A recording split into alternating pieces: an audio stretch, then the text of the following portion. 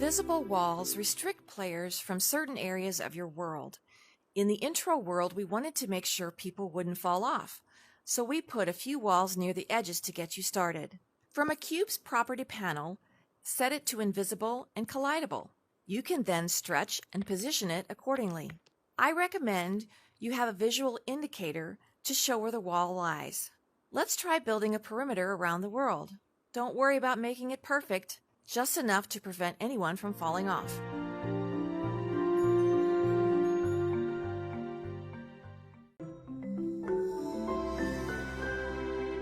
Let's use a flattened half sphere to add dimension to the grass in our world.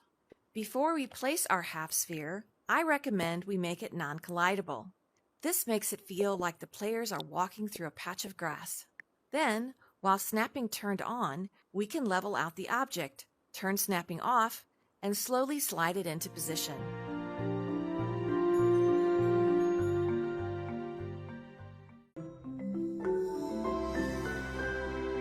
The collidable layer of large rounded objects has fewer sides than the visible shape itself. For example, a large cylinder may show you walking on air or even falling through its edges. If your world has large rounded objects that the player walks on or moves around, it is best to turn off collisions and create your own collision mesh using invisible collidable cubes.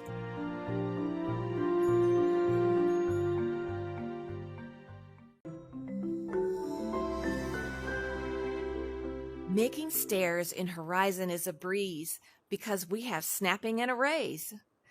With your snap and duplicate tools turned on, grab the bottom snap point and duplicate a copy of the cube to the top snap point.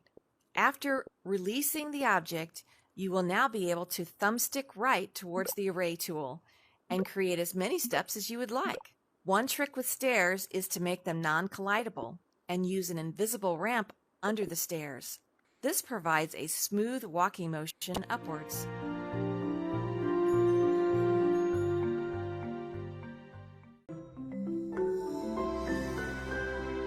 Array can also be used with snap rotations to create incredible symmetry. Consider 2 candles on a cake. We will start by snapping the bottom of each candle to the top of each side of the cylinder.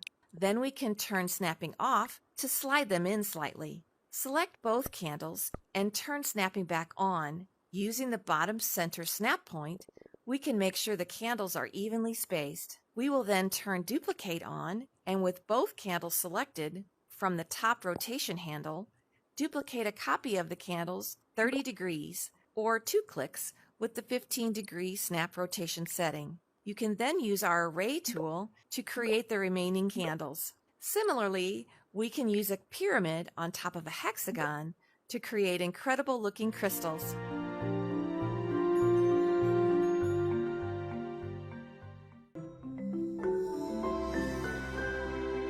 Just when you thought the array tool was all about symmetry, let's take a look at this stump and see how we can use it to create organic structures. With snapping turned off, turn on your duplicate tool. Then grab a duplicate copy of the stump. Apply a slight amount of shrinking with a bit of rotation and release it at the edge of the stump. We will then use the array tool to create organic motion, and at any point you can always break the array and customize a new curve or branch outwards. Try using this to create a unique tree. Please be aware that one tree like this can use a lot of object capacity, so we recommend using elongated pieces and not letting them get too small. Feel free to customize your tree with greenery too.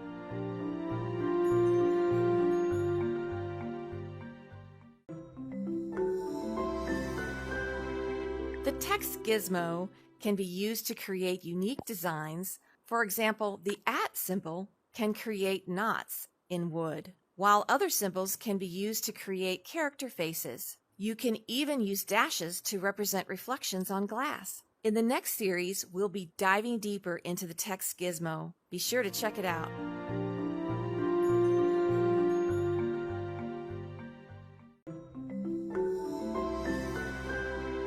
Invisible objects can be used to create unique lighting. If you create a lamp or other light source, I recommend painting the light bulb with the unlit material type. This is because glow causes strange lighting effects on the objects it touches. You can then create a cube, paint it with glow, make it invisible with lighting and shadows turned on. You will also want to turn off COLLIDABLE so people don't bump into it. And you can now place the cube and scale it to customize the way the light affects your world.